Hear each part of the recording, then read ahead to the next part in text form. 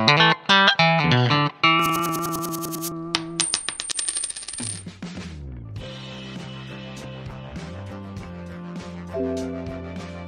para invest bro dimanapun Anda berada. Kali ini saya cerita sedikit mengenai subsektor batubara, serta memberikan tinjauan singkat emiten penghuni subsektor batubara di Bursa Efek Indonesia. Pertama-tama, saya kisahkan dulu percaturan batubara di tingkat global. Batubara masih tetap menjadi bahan bakar utama dalam sistem energi global. Setidaknya, 1/3 pasokan pembangkit listrik global menggunakan batubara sebagai bahan bakarnya. Batubara juga memiliki peran penting dalam industri. Misalnya, industri besi dan baja. Batubara pun merupakan bahan penting dalam produksi karbon aktif, serat karbon, dan logam silikon. Batubara saat ini juga digunakan pada kilang alumina, pabrik kertas, industri kimia, serta farmasi. International Energy Agency atau IEA pada 2019 melaporkan bahwa untuk 5 tahun ke depan, permintaan batubara diperkirakan masih tetap stabil. Pasar China menyumbang setengah dari konsumsi global. Catatannya, kestabilan ini bisa goyah apabila terdapat kebijakan iklim yang lebih kuat dari pemerintah global, atau harga gas alam yang lebih rendah, atau perubahan kebijakan batubara dari China sendiri. Kita bisa lihat di grafik, tipe batubara thermal untuk keperluan pembangkit listrik mendominasi kebutuhan China. Sementara itu, jenis lain batubara, yaitu coking coal atau batubara kokas, juga memiliki tren peningkatan. Batubara kokas inilah yang seringkali dibutuhkan sebagai bahan baku pada industri manufaktur besi dan baja. Sementara itu, proporsi konsumsi batubara yang ditujukan untuk konversi lebih lanjut masih sangat kecil. Produksi batubara skala global secara umum berada pada tren naik di 2 dekade terakhir ini. Pada grafik ini, kita bisa lihat batubara thermal dapat diklasifikasi lebih lanjut menjadi 4 subtipe. Klasifikasi ini didasarkan atas nilai kalori yang terkandung pada batubara. Semakin tinggi nilai kalori, makin berkualitas produknya, dan makin mahal pula harganya. Urutan dari nilai kalori tertinggi hingga terendah, antara lain, antrasit, kemudian bitumen, lalu subbitumen, dan terakhir lignit atau batubara muda. Sementara itu, coking coal, seperti yang sudah disinggung sebelumnya, biasanya digunakan untuk keperluan industri pengolahan. Kita lihat bahwa tipe bitumen menyumbang proporsi produksi paling besar. Lalu, batubara kokas berada pada urutan kedua. Pada sisi permintaan, pasokan batubara yang tersedia, sebagian besar diserap untuk memenuhi kebutuhan industri pengolahan. Konsumsi total batubara pada beberapa tahun terakhir tampaknya mengalami penurunan. Sepertinya, ini juga jadi cerminan meningkatnya konsumsi energi terbarukan di skala global. Pandemi COVID-19 telah menekan penggunaan listrik dan produksi industri di banyak negara, sehingga menurunkan konsumsi batubara global. IEA memperkirakan permintaan batubara drop 8% pada 2020. Ini adalah penurunan terbesar sejak Perang Dunia Kedua. Namun demikian, komoditas batubara dianggap masih beruntung jika dibandingkan kondisi sepupunya, minyak bumi. Minyak bumi banyak digunakan untuk bahan bakar industri otomotif. Jadi, lockdown di banyak negara merupakan pukulan besar bagi permintaan minyak bumi, dan berdampak besar pada penurunan harga minyak bumi dunia. Sedangkan, kebijakan work from home dan lockdown justru meningkatkan penggunaan listrik. Itu menjadi salah satu alasan kenapa harga batubara cenderung lebih stabil.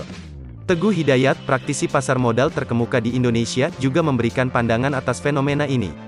Dilansir dari Forbes Indonesia, Teguh mengatakan bahwa minyak bumi memiliki risiko penyimpanan. Anda membutuhkan tangki besar untuk menyimpan minyak. Itu tidak mudah penanganannya, dan tidak murah. Sementara Anda bisa menyimpan batubara di alam terbuka tanpa tempat penyimpanan khusus. Sehingga, harga acuan batubara dunia tidak drop seperti minyak bumi yang memiliki risiko penyimpanan. Di sisi lain, IHS Markit berpendapat bahwa saat ini terjadi puncak permintaan batubara. Lebih lanjut, provider informasi berbasis di London ini juga memproyeksikan bahwa suplai batubara akan tetap bertumbuh pada 10 tahun ke depan pasca COVID-19 namun berangsur menurun mulai dekade-dekade berikutnya. Peran batubara sebagai sumber energi tradisional pada akhirnya akan tergantikan dengan energi terbarukan. Baiklah, kita menuju ke Indonesia. Indonesia adalah salah satu produsen dan eksportir batubara terbesar di dunia. Sejak tahun 2005, ketika melampaui produksi Australia, Indonesia menjadi eksportir terdepan batubara thermal. Porsi signifikan dari batubara thermal yang diekspor terdiri dari jenis kualitas menengah dan jenis kualitas rendah, yang sebagian besar permintaannya berasal dari China dan India. Kita bisa lihat dominasi ekspor batubara Indonesia dibandingkan jumlah impor yang masuk ke dalam negeri. Kebijakan pemerintah Indonesia turut mempengaruhi industri pertambangan batubara nasional. Untuk memperoleh suplai dalam negeri, Kementerian ESDM meminta para produsen batubara mencadangkan jumlah produksi tertentu untuk konsumsi dalam negeri. Seringkali disebut Domestic Market Obligation atau DMO. Pemerintah menyatakan keinginan untuk meningkatkan konsumsi domestik batubara, sehingga batubara mensuplai sekitar 30% dari bauran energi nasional pada tahun 2025. Hanya saja, DMO juga mensyaratkan harga khusus batubara domestik yang tidak mengacu pada harga global. Harga batubara acuan bulan Agustus tahun 2020, sesuai keputusan Menteri ESDM, dipatok pada $50,34 Amerika per ton. Tampaknya, berbagai tantangan lingkup global dan domestik ini, menjadi makanan sehari-hari, bagi para pelaku usaha, tambang batubara. Kemudian, bagaimanakah posisi kebutuhan domestik batubara di Indonesia? Pada gambar ini, kita bisa lihat bahwa tipe batubara sub-bitumen mendominasi konsumsi domestik. Tampak sejalan dengan jumlah produksi sub-bitumen yang juga meningkat. Sementara itu, kebutuhan batubara kokas juga meningkat di dekade terakhir. Seiring dengan bergairahnya industri pengolahan nasional, Asosiasi Pertambangan Batubara Indonesia atau APBI juga melaporkan data seputar batubara nasional yang dilansir dari berbagai sumber. Berikut adalah laporan statistiknya.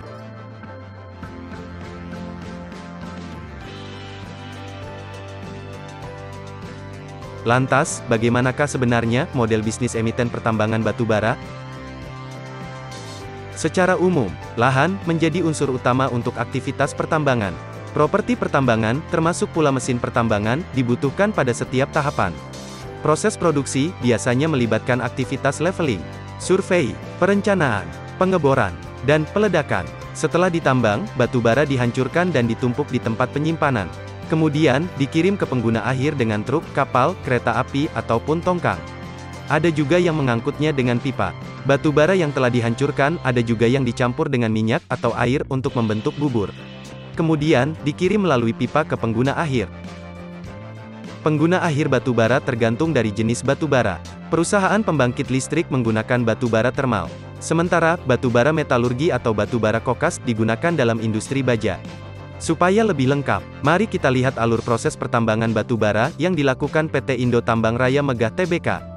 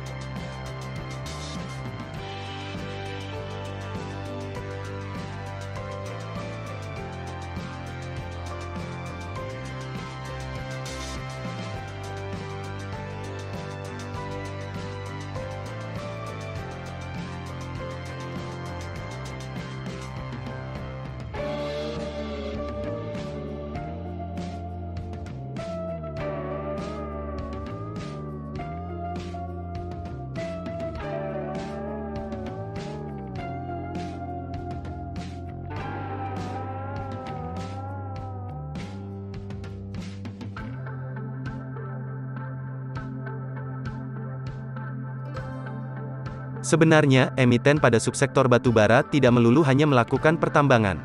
Grup emiten juga melakukan integrasi vertikal, seperti segmen usaha pembangkit listrik. Selain itu, seringkali, grup juga mengembangkan bisnis serta servis pendukung pertambangan.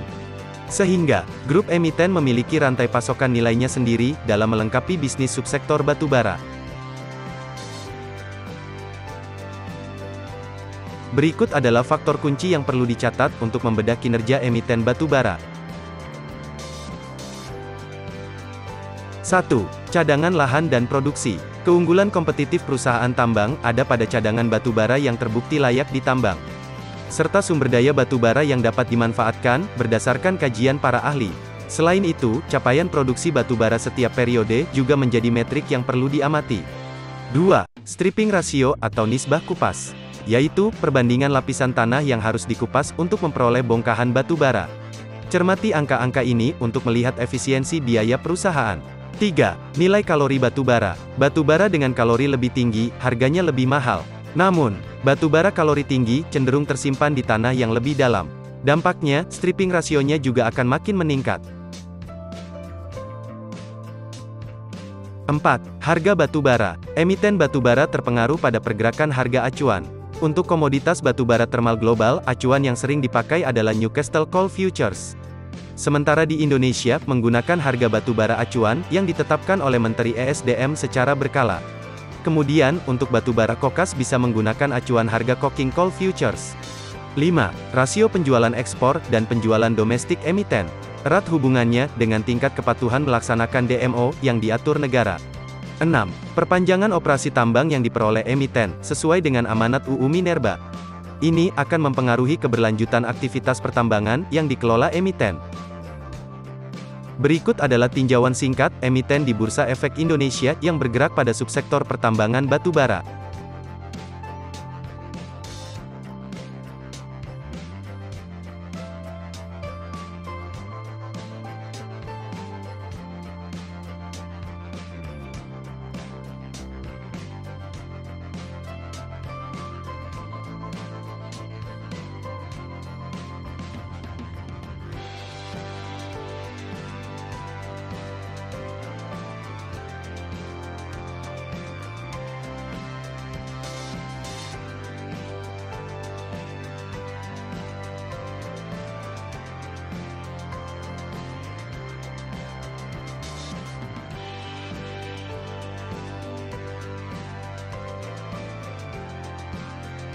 Pada video berikutnya, saya akan mengupas kinerja emiten batubara tersebut.